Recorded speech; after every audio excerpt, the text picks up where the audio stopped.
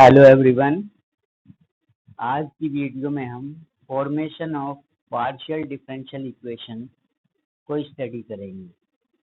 ठीक है, तो सबसे पहले तो हमें ये समझना है कि formation of partial differential equation का मीनिंग क्या होता है। ठीक है, तो देखिए formation of partial differential equation में आपको क्या करना होता है कि आपको एक गिवन फंक्शन से या एक गिवन रिलेशन से एक पार्शियल डिफरेंशियल इक्वेशन को क्रिएट करना होता है। ठीक है, ठीक है। और किसी फंक्शन या किसी रिलेशन से आप पार्शियल डिफरेंशियल इक्वेशन को फॉर्म कैसे कर सकते हैं, इसके लिए हमारे पास टू मेथड्स होते हैं। ठीक है, so there are following two methods to form a partial differential equation. ठीक है, जिसमें से फर्स्ट मेथड होता है हमारा method of eliminating arbitrary constant and second method जो होता है वो होता है हमारा method of eliminating arbitrary function. ठीक है, और आज की वीडियो में हम method of eliminating arbitrary constants को स्टडी करेंगे। ठीक है, तो चलिए डिस्कस करते हैं method of eliminating arbitrary constants को।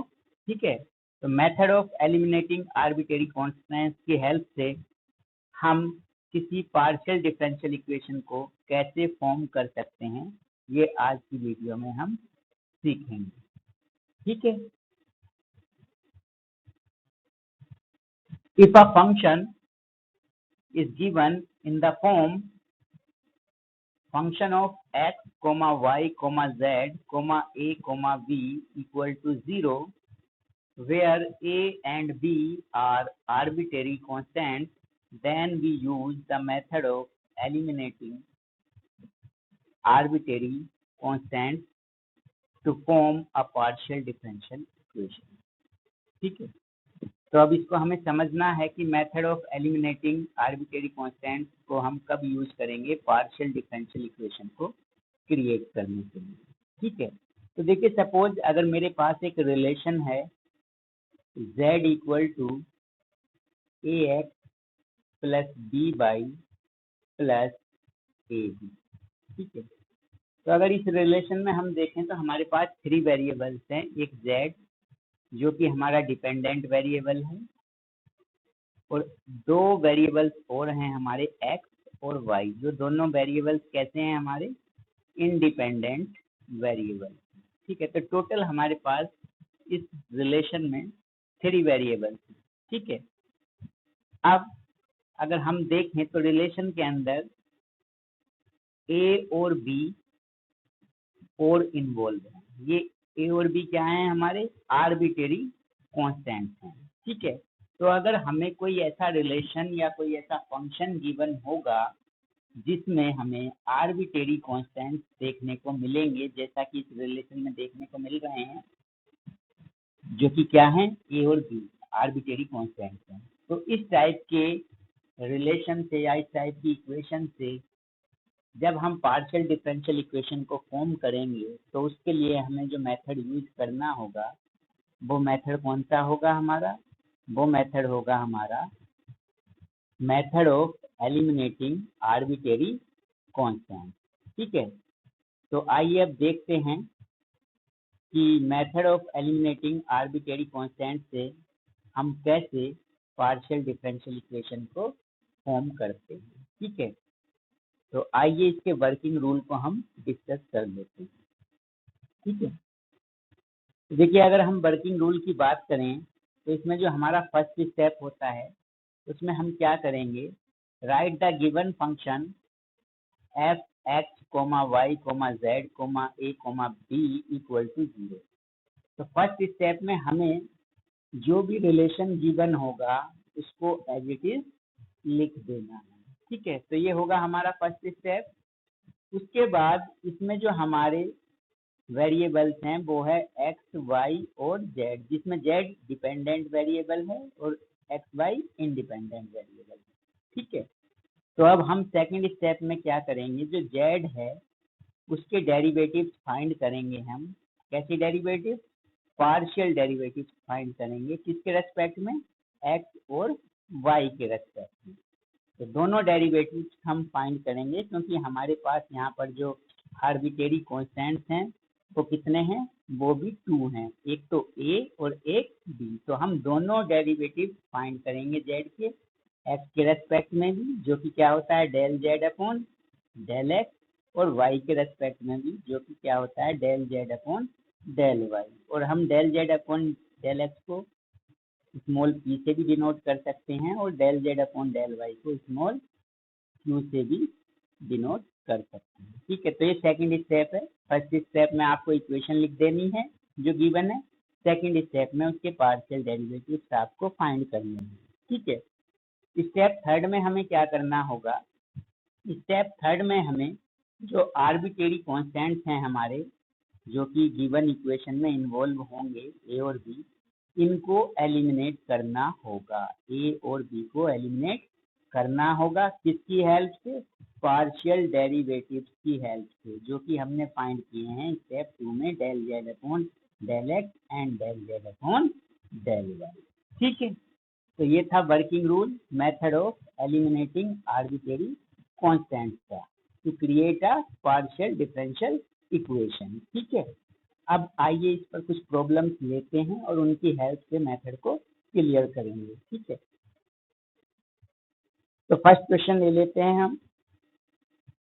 तो क्वेश्चन फर्स्ट है हमारा, form a partial differential equation for the equation z equal to ax plus by plus a square plus b square by eliminating arbitrary constant. ठीक है, तो यहाँ पर हमें एक रिलेशन गिवन है, z equal to ax plus by plus a square plus b square. ठीक है, इससे हमें पार्शियल डिफरेंशियल इक्वेशन को फॉर्म करना है। ठीक है, तो चलिए सॉल्यूशन पर चलते हैं। सॉल्यूशन कैसे करेंगे? तो फर्स्ट स्टेप में हम क्या करते हैं, जो रिलेशन गिवन होगा उसको एज इट इज लिख लेंगे।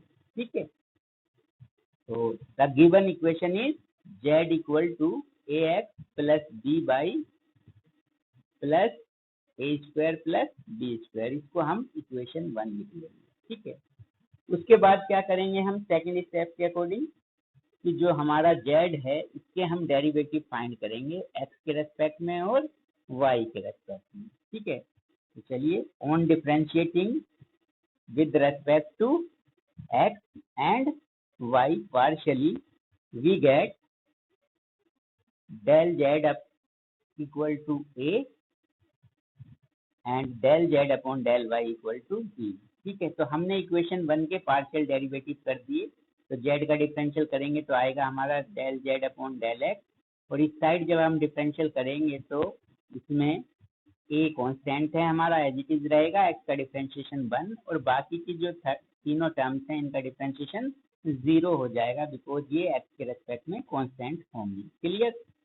उसके बाद जब z का हमने y के रेस्पेक्ट में डिफरेंशियल किया तो वो मिला हमें del z upon del y, और जो क्या मिला हमें b मिला, बिकॉज यहाँ पर ax जो है ये भी कांस्टेंट हो जाएगा y के रेस्पेक्ट में, और by में b कांस्टेंट है एज इट इज रहा, y का डिफरेंशिएशन 1, और a square plus b square का भी 0 हो जाएगा। तो दोनों पार्शियल डेरिवेटिव हमने फाइंड कर लिए। del z upon del x equal to a को हम इक्वेशन 2 बोल सकते हैं, del z upon del y को हम इक्वेशन 3 बोल सकते हैं। ठीक है, अब हमें करना क्या है? अब हमारे पास जो 3 इक्वेशंस हैं, इन तीनों इक्वेशंस को यूज करते हैं हम, या तीन में से कोई 2 इक्वेशंस भी हम यूज कर लेते हैं। ठीक है, और इन तीनों इक्वेशन की हेल्प से हम क्या करते हैं, जो आर्बिट्रेरी कांस्टेंट्स हैं हमारे, जो कि इसमें क्या है a और b हैं, इनको हम एलिमिनेट करके एक डिफरेंशियल इक्वेशन को फॉर्म करते हैं। तो वो हम कैसे कर सकते हैं? हम a और b की वैल्यू इक्वेशन 2 और 3 से इक्वेशन 1 में अगर पुट कर दें तो देखिए हमें क्या मिलेगा। On putting the values of a and b from equation 2 and 3, in equation 1 we get z equal to del z upon del x into x plus del z upon del y into y plus del z upon del x whole square plus del z upon del y whole square. ठीक है, तो हमने क्या किया, ये a की value हमने यहाँ पर पुट करी, तो ये मिल गया हमारा del z upon del x into x। फिर हमने b की वैल्यू यहाँ पर पुट की, तो क्या मिला, del z upon del y into y। और फिर यहाँ पर a के प्लेस पर हमने क्या पुट कर दिया, del z upon del x, तो इसका स्क्वायर हो जाएगा बिकॉज यहाँ पर a का स्क्वायर था। ठीक है, प्लस लास्ट टर्म की बात करें तो b के प्लेस पर यहाँ पर भी हमने क्या पुट कर दिया, del z upon del y, और b का स्क्वायर था तो यहाँ पर del z upon del y का भी स्क्वायर हो जाएगा। तो इस तरह से ये हमारी पार्शियल डिफरेंशियल इक्वेशन फॉर्म हो चुकी है। और इस पार्शियल डिफरेंशियल इक्वेशन में से अगर आप देखें तो कहीं पर भी आपको एलिमेंट ये जो आर्बिट्रेरी कांस्टेंट्स हैं ये आपको दिखाई नहीं देंगे, ए और बी दिखाई नहीं देंगे क्योंकि ये एलिमिनेट हो चुके हैं। ठीक है, तो इस तरह से हमने कांस्टेंट्स को एलिमिनेट करके एक पार्शियल डिफरेंशियल इक्वेशन को फॉर्म कर लिया है। ठीक है, तो यही हमारा आंसर हो जाएगा। और इसमें हम ये भी कर सकते हैं कि del z upon del x को हम p बोलते हैं और del z upon del y को हम q बोलते हैं, del z upon del y को q बोलते हैं। तो हम del z upon del x और del z upon del y को p और q से रिप्लेस कर सकते हैं। तो इस इक्वेशन को हम p और q की फॉर्म में भी लिख सकते हैं, जो कि क्या बनेगी, z equal to p x plus q y plus p square plus q square. ठीक है, तो इस तरह से ये हमारा फाइनल आंसर हो जाएगा। ठीक है, तो देखा इसमें हमने कि एक गिवन इक्वेशन से हमने पार्शियल डिफरेंशियल इक्वेशन को कैसे फॉर्म किया और कौन से मेथड से, method of eliminating arbitrary constant से। ठीक है, चलिए अब एक और प्रॉब्लम ले लेते हैं, इस पर क्वेश्चन के ऊपर चलते हैं हम। तो देखिए क्वेश्चन 2 में क्या करना है, use the method of eliminating arbitrary constant obtain a partial differential equation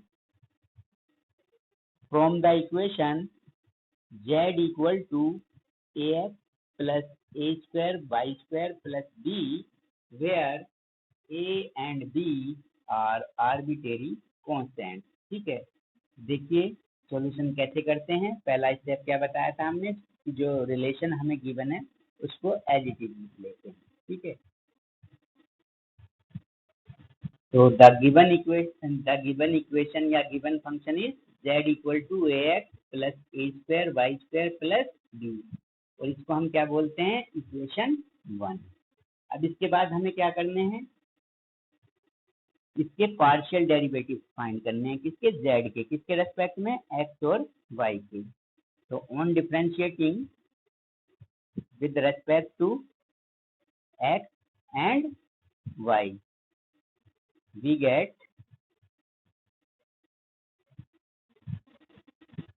del z upon del x equal to ax and del z upon del y equal to 2a square y। तो हमने इसमें equation 1 को differentiate कर दिया x और y के respect में, और हमें क्या मिला, del z upon del x, इसको हमने इक्वेशन 2 बोला।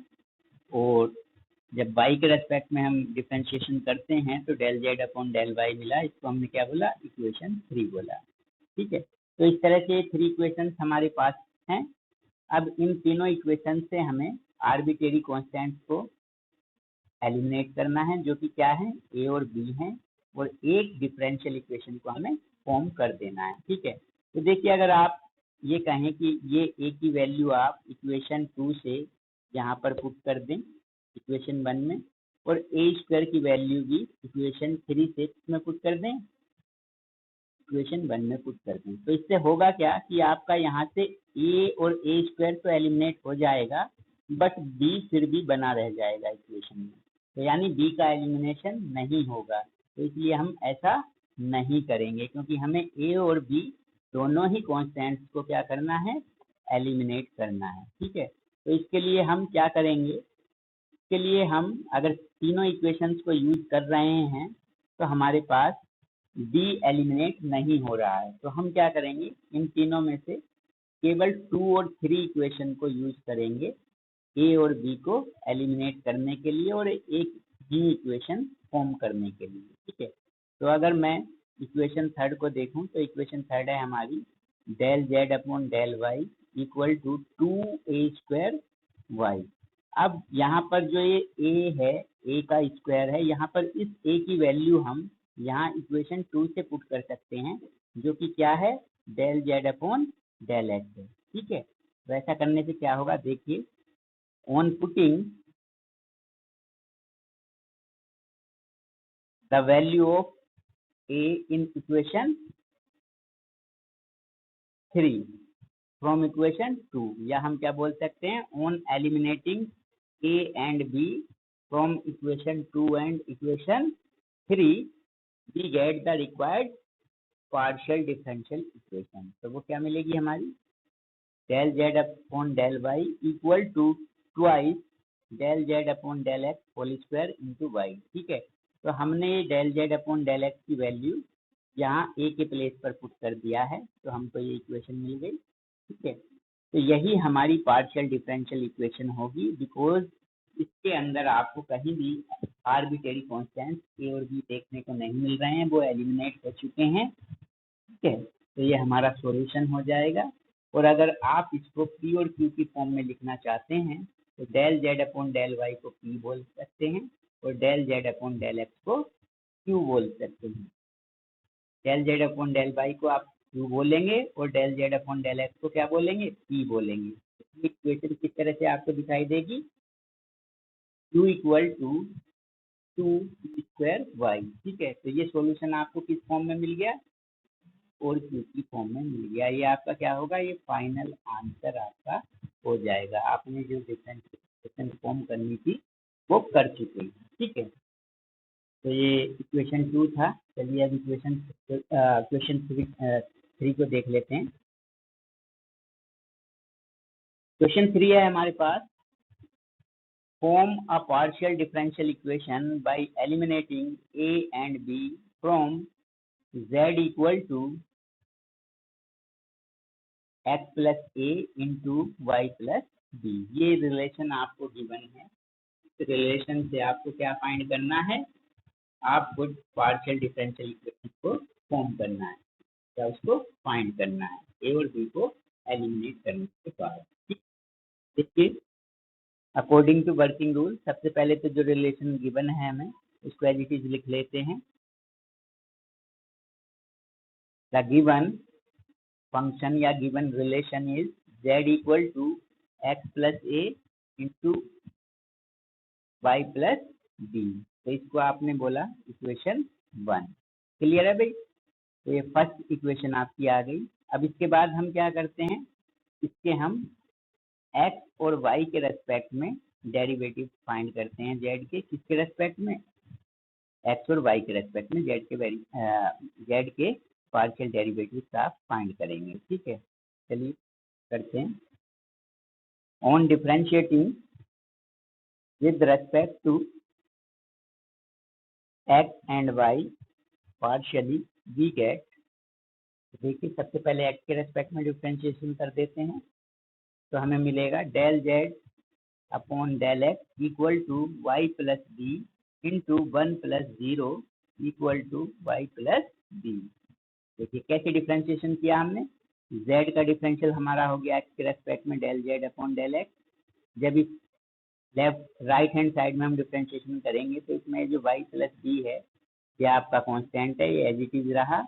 और इस टर्म का जब डिफरेंशिएशन करेंगे x प्लस ए का, तो x का 1 हो जाएगा और a का 0 हो जाएगा। ठीक है, और आपस में इन दोनों टर्म्स को जब हम मल्टीप्लाई करेंगे तो हमें क्या मिलेगा, y प्लस बी।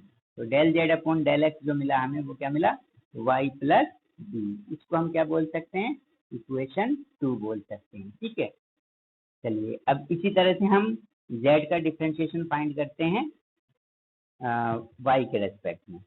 ठीक है, तो वो क्या होगा, del z upon del y equal to x plus a into 1 plus 0 equal to x plus ए।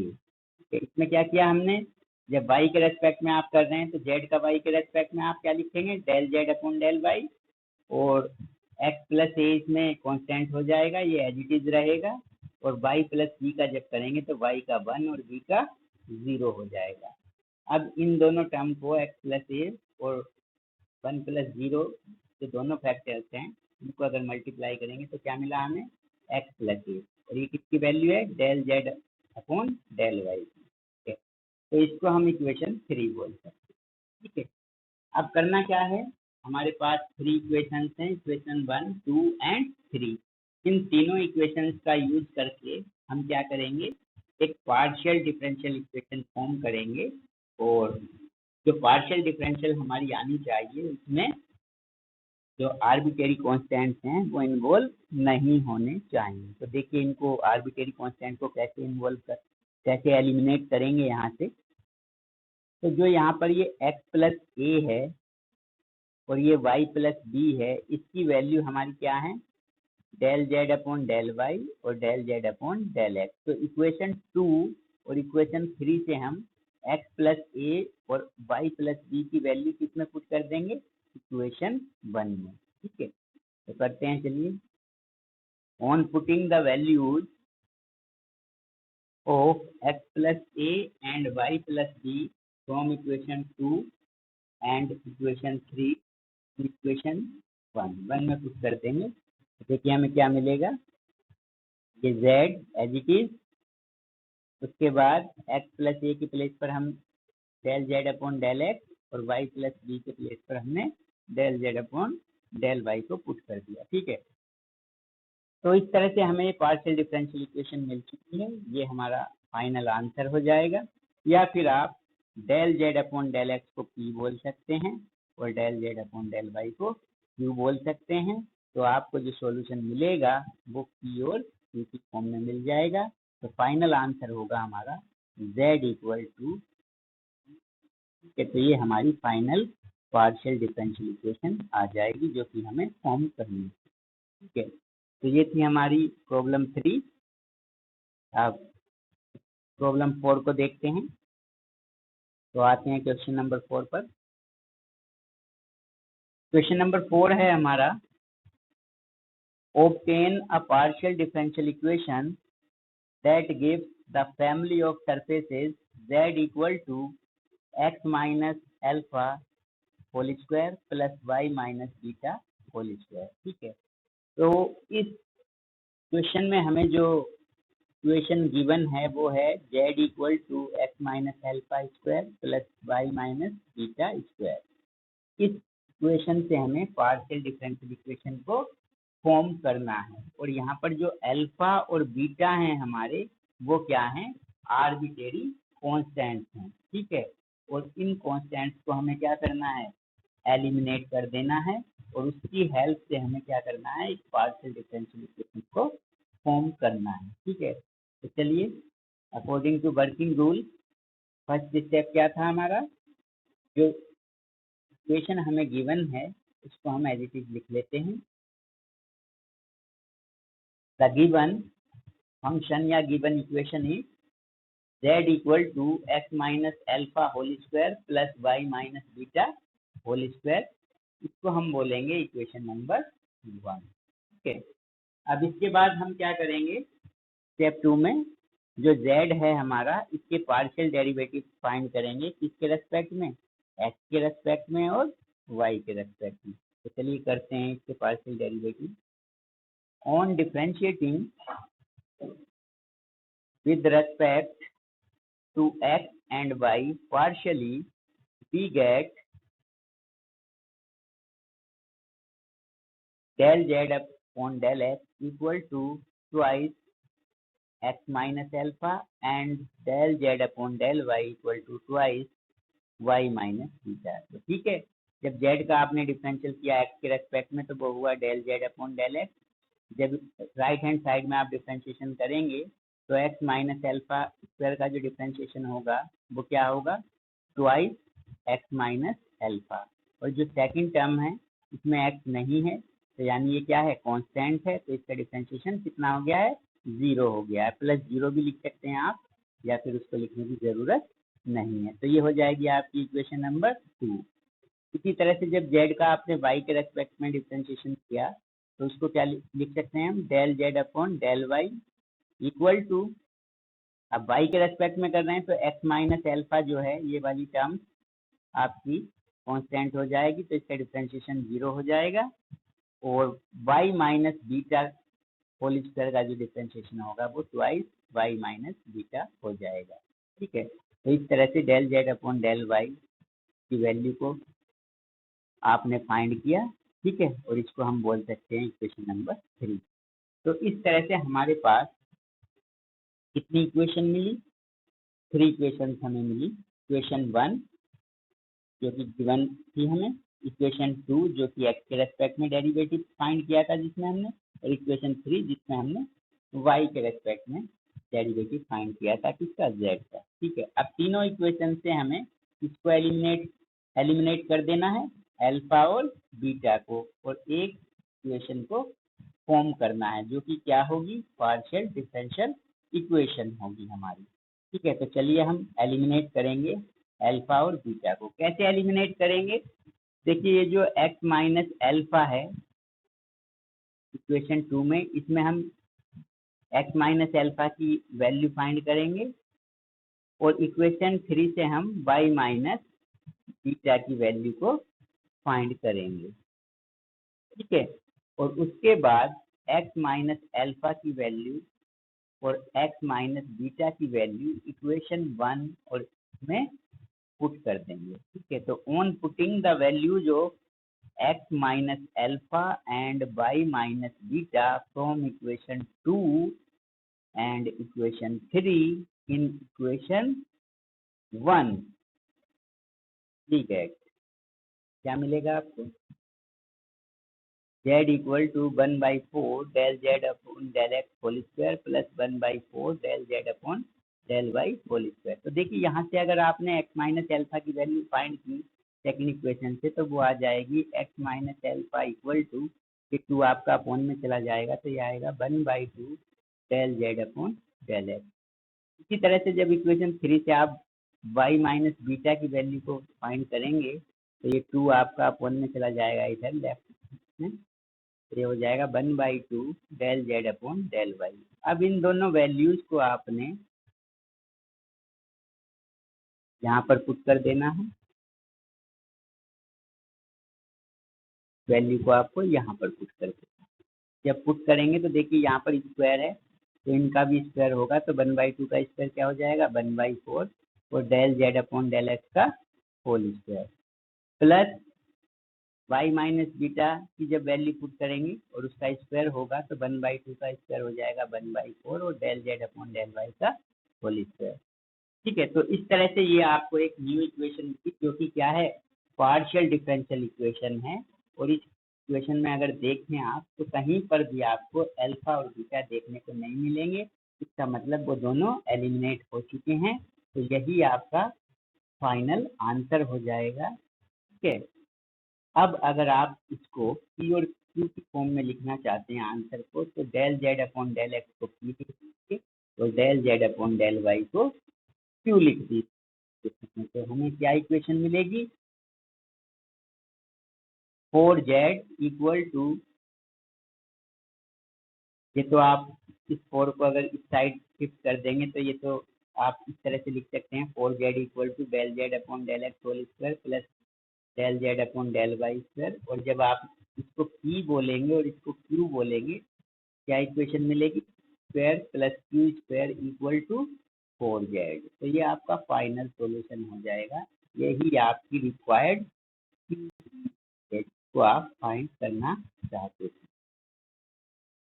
ठीक है, तो आज की वीडियो में हमने method of eliminating of arbitrary constants को डिस्कस किया।